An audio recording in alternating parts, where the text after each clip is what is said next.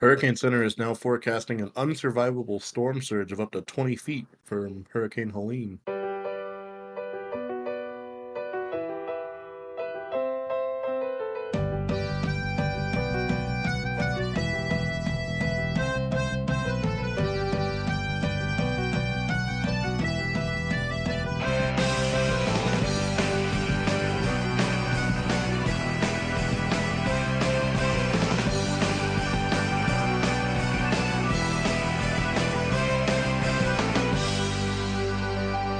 Hello, welcome to week 4 of Respect Your Elders.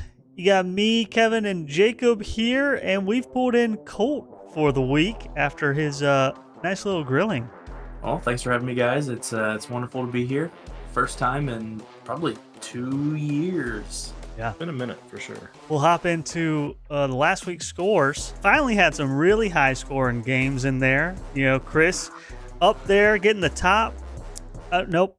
Aaron actually snuck in there and took the top score from Chris. It was a crazy last few seconds. The median chase right there at the end. No pun intended with chase, but the median run was crazy. Yeah, going into Monday night, I think Kevin had the median. And then Josh Allen on Mir's team just freaking took off in the first half and passed Kevin by like 0.7 points or something like that. I do know that Mir was real upset. Josh Allen put in that huge, he's always going for Josh Allen to have a game go off, and I know he's upset about that. I texted him earlier. I do have to say, it is pretty hilarious whenever Mir's team shits the bed and Always. Joey Allen is the only one that does well. It was a little scary for me, though, because, almost didn't get to grill. I think it was a perfect person to be the first grill, though, for you.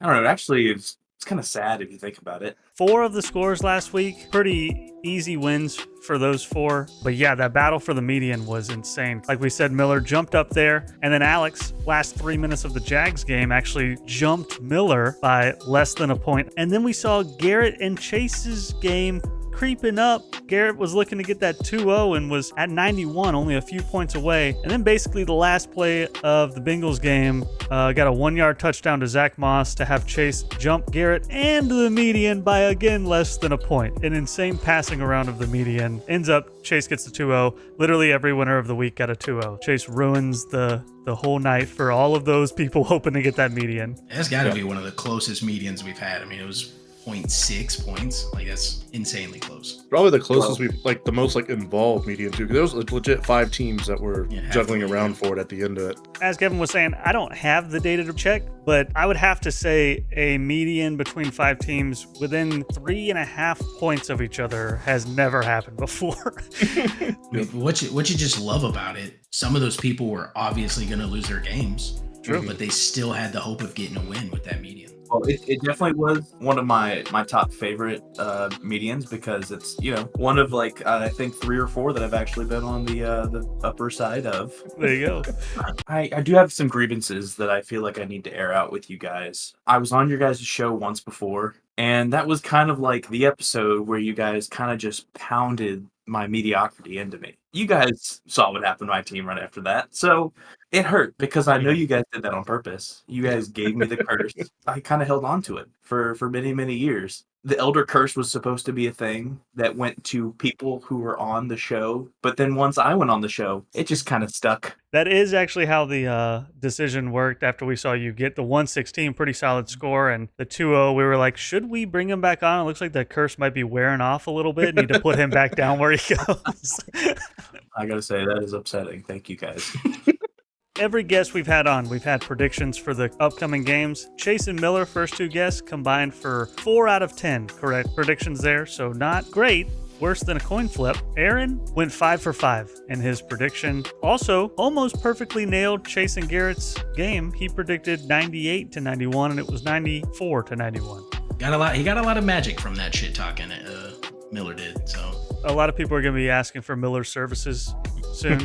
Be asking for him to trash talk. But yeah, if we take a look at the standings, still got me undefeated at the top, and Chase is still at second at 5-1. But then we've got Aaron and Chris, the 2 top scorers last week at 4-2. Kevin alone there at 5th, 3-3. And then we have a 4-way tie for 6th place at 2-4 between Miller, Colt, Jacob, and Garrett.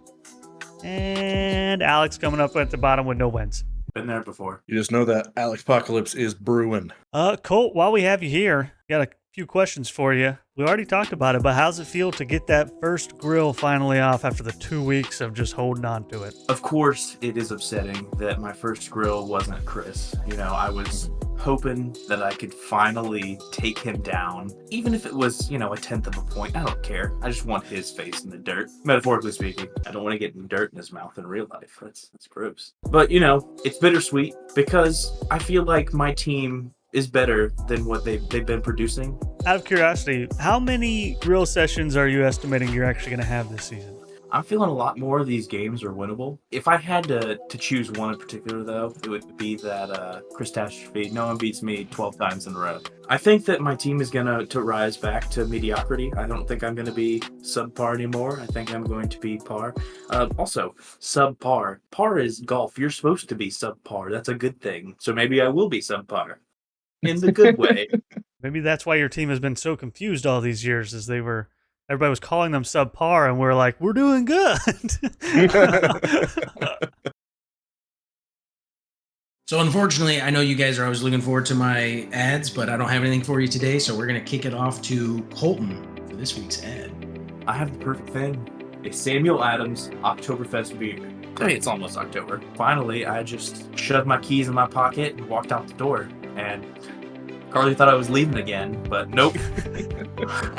I was just going to get some Sam Adams. They have like a nice little orange peel kind of flavor to them. They're a little dark and they're kind of roasty. Maybe you're not a one beer type of person, right? They have a variety pack. And in the variety pack comes a plethora of 3 other beers. My favorite out of the variety pack, Flannel Fest. It has a really nice roasted almond flavor to it. Also in the variety pack, their flagship beer, Boston Lager. You guys might not know that they actually changed the recipe for Boston Lager last year. It's still a pretty respectable beer. However, it's not the same. Now this last one, guys, it's not good. If you buy the variety pack, it comes in a 12. Just consider it freaking a 9-pack. Jacko's, well, a great pastime, not a very good beer, okay? Holy crap. Pumpkin and natural flavors. The natural flavors must be dirt and horse piss. No, it doesn't actually taste like horse piss. It's just, it kind of tastes like... You know what horse piss tastes like? All right, thank you for this week's sponsor, Sam Adams. Sam Adams. This week, a little specialty. We actually have all tops versus all bottoms. It only happened 3 times this year. The other 2 times in week 7 and 12. So 3 weeks to look forward to. See if there can be a whole week of upsets or a whole week of not upsets, I guess is what it's called. Well, I would like to upset whoever I'm playing, Kevin. Yeah. I mean, we can jump into you versus Kevin. Kevin had the 0-2 for the first time of the season last week, and you got the 2-0 for the first time last week. And you're only behind Kevin by half a game right now. You know, as much as I would like to say that I'm going to score 150, just blow Kevin out of the water. I see this as a scrape. Whoever wins this game is going to go 1-1, and whoever loses this game is going to go either 1-1 or 0-2. It's going to be pretty close. You know, projections are... This is probably the first I've been projected to win in like the past 2 years. It's definitely going to be a close one. I'm thinking whoever comes out on top might score like 110, maybe. And then the loser's probably going to be upper 90s, low 100s, somewhere around there. If this was a year for you to beat Kevin, unfortunately, this is probably the year, so you got a good chance. It sucks. I can't take Tyreek out of my lineup, obviously, because he's Tyreek Hill. Mm-hmm. But, God, those quarterbacks suck. If AJ doesn't play, I'm rolling with the rookie. It seems to work out for everyone else. I figured I'll give my shot at it and put Xavier Legette in. I love the way he talks, so... I woke up ready, man. I got a call right after I got dressed. They was coming to pick me up at 9:30 in the morning. I told them I'm going to be ready.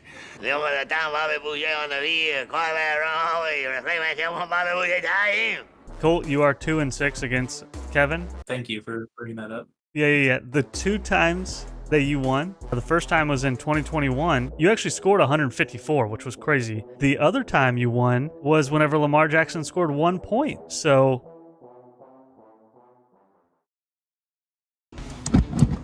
what do you know? It's time for another rendition of Preheat. This week, I'm warming up the grill for the one and only Kevin. Kevin, your team is trending down and mine is trending up. It looks like you might be ready for your first grill sesh. What better way to complete a back-to-back grill sesh than to pop someone's grill cherry? Or pop the charcoal? Now, a message to my team. Please. You don't want my family to starve, do you? I got 2 kids. One of them is almost off of formula. Come on, please. Score more points. That's all for today. I'll see you guys next week, hopefully twice for a grill and another preheat. Get grilled. Trade Station and Dream Rotation, which first off, incredible rhyme for a matchup. That's great. It is the current top average points per game versus the bottom average points per game. There is a hurricane aiming for Florida right now, so it is feeling like the perfect storm for this Alex Apocalypse. I think the clouds are rolling in already. They are. I can hear the thunder. It is scary. Like, how would you feel losing to Alex for 2 years in a row? I would feel like it is appropriate. And the last time y'all played, he beat you. What's crazy is he only has 2 wins against me, but Yep. they have been the very first game ever Yes, that we played yep. and the very last game ever that we played. So But then now the cycle repeats. So that was one full cycle. So now cycle repeats. This will be the first. You have to wait 12 games for his next one, well, you know. Unfortunately, Bo, I think that the Alex Apocalypse will be realized this week. However, you're not going to go 0-2 this week. You're going to score a respectable, like 135. That's a great score. Apocalypse. But the Alex Apocalypse knows no limits. I think he's going to set his own personal record. I think he's going to hit 160. oh my God. I have to follow up a question with this. Who do you think is going to score? I'm not basing this on anything other than Chris Astrophy versus the Abilene Woodpeckers. Miller finding some extra points last week than he did the previous week, but Chris also up to 152. So It's scary when he does that whenever the Chiefs dynasty is not performing like they used to. So his team's scary. I know Miller, he's already looking at who Josh is playing this week. Josh Allen's playing this week. It's probably not going to be a 40-point game for him. This is going to be rough. speaking of the Chiefs duo there, we have been putting the bar at 25 points that they hadn't hit. Last week, they did 26 and a half points. So they There you have go. broken out. They're back. Patrick Mahomes is just not it. He's lost his mojo. Like, as I've said all the episodes before this, Travis Kelce is definitely on the downhill climb.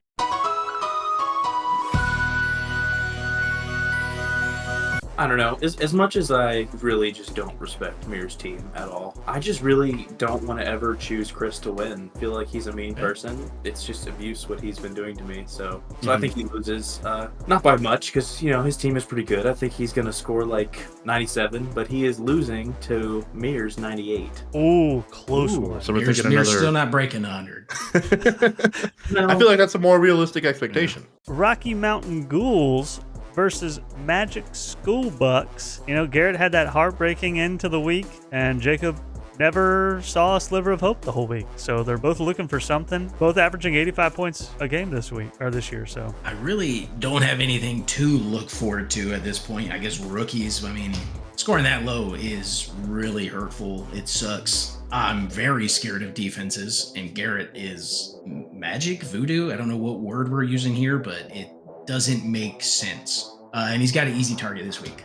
Jacob, your team has always been an enigma to me because I feel like you have the most just horrible, absolute dog shit scores, and somehow agree. you never end up like at the bottom. I am a top, so Yeah, Jacob's team is strange. Usually on paper, you look at it and you're like, this is a pretty decent team, and then it goes out there and just shits the bed.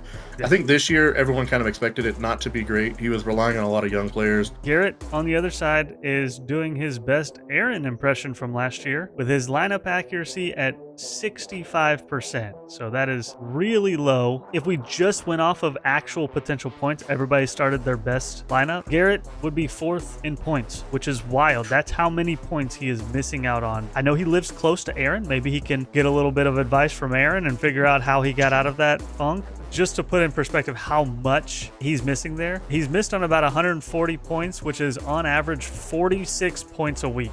He's still got a good defense, and I just don't know how. How can he consistently have the lowest points against? Like, how? The schedule's up. You randomize them at least to a degree. You don't call anyone and say, hey, what game you plan on sucking? I gotta put Garrett. I think that Jacob is gonna get defended real hard. 67. But yeah, I think Garrett's gonna pull this one out. He'll probably score his normal, like mid 80s. 83. Garrett will have left only 29 on his bench this time. Even going for the bench score, I like it. I can't argue with that. Yeah, I mean that's fair. I don't really think Yeah. there's much you can say after last week's performance.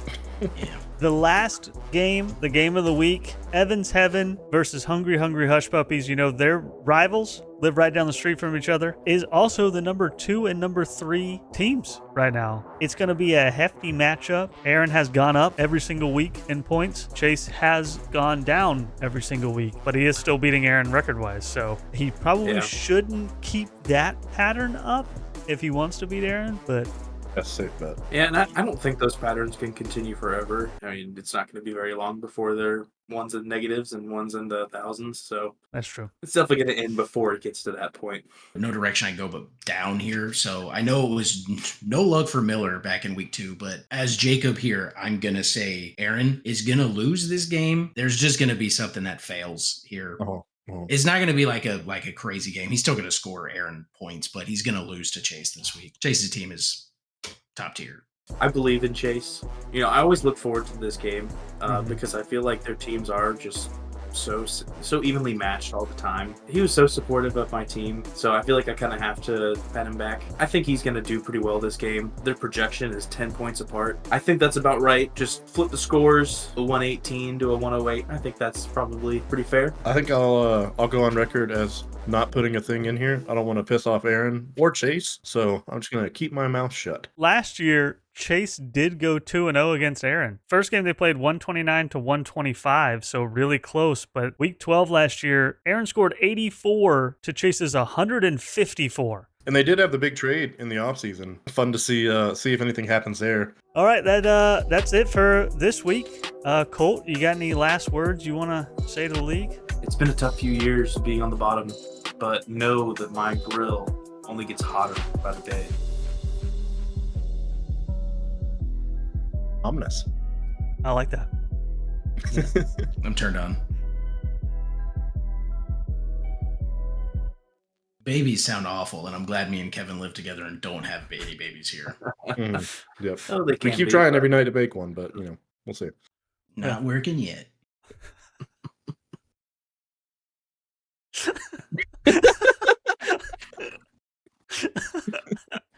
Hey, Jacob, why don't you go over to Kevin right now and give him a kiss on the cheek? He locked the door. I already kissed him so many times today that I am locked out right now. So